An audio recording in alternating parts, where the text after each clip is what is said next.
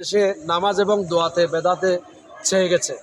আমি ওনাকে বলবো, মেহরবানি করে বলবেন কি বেদাত কয় প্রকার।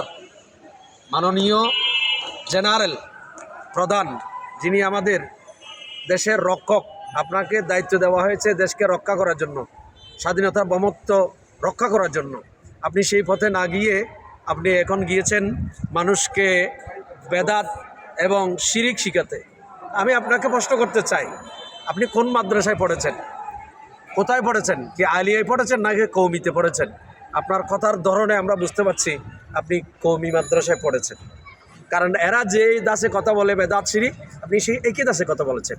তা আমি আপনার কাছে জানতে চাই, বেদাত কয় প্রকার? উত্তর দিতে পারবেন? আর যদি বলেন বেদাত দুই প্রকার, বেদাতে হাসনা বেদাতে সയ്যা, তাহলে বেদাতে হাসনা কয় প্রকার, বেদাতে সയ്যা কয় প্রকার? আপনি নামাজে এবং দোয়ার মধ্যে বেদাত খুঁজে পেয়েছেন। নিশ্চয়ই আপনি সালাফিদের দ্বারা আপনি এখন প্রভাবিত হয়েছেন, যারা এই দেশে ইমাম আজম আবু হানিফা রহমতুল্লাহ আলাইকে নিয়ে কটূক্তি করে, ওদের সংস্পর্শে আপনি গিয়েছেন।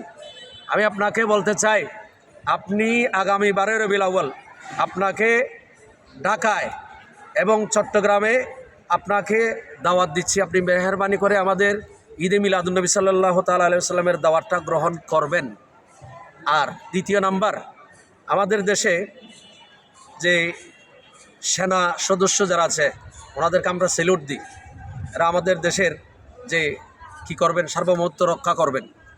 তো সেই পথে না গিয়ে যদি অন্য পথে যায়, তাহলে আমি ওনাদেরকে বলবো, আপনারা দেশের জন্য এই পর্যন্ত আমরা ইতিহাস খুঁজে দেখতেছি যে দেশের স্বাধীনতার পর থেকে যত সরকার এসেছে সব সরকারগুলাকে আপনারাই কি করেছেন, ক্রু করে আপনারাই ৭৫ হত্যাকাণ্ড আপনারা ঘটিয়েছেন।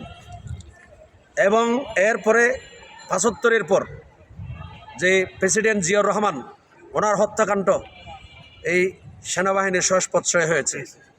এরপরে এবং আমাদের প্রেসিডেন্ট এরশাদ, ওনাকে ক্রুত থেকে শুরু করে এবং মরহুম মকফুর যে দেশনেত্রী বেগম খালেদা জিয়া, ওনাকে ক্ষমতা থেকে আপনারাই কি করেছেন।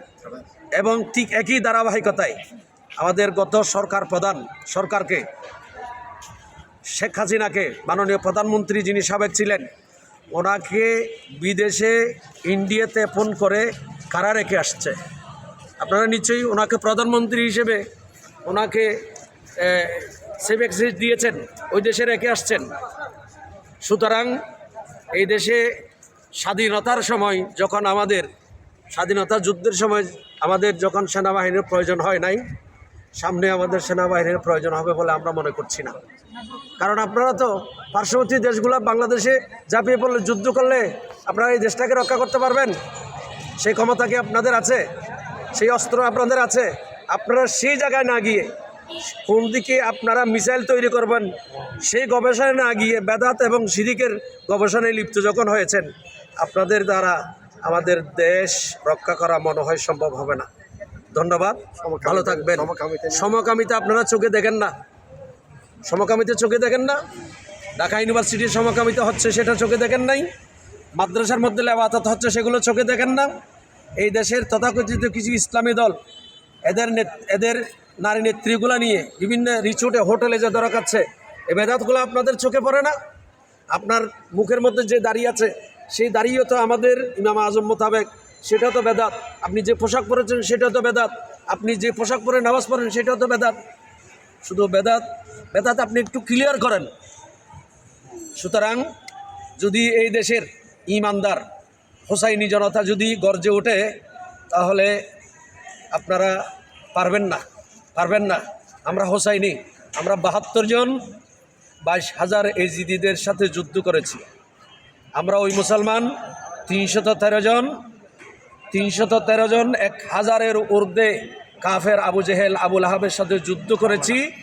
সেই বদরি সাহাবীদের অনুসারী আমরা। ধন্যবাদ, ভালো থাকবেন। আসসালামু আলাইকুম রহমতুল্লাহ।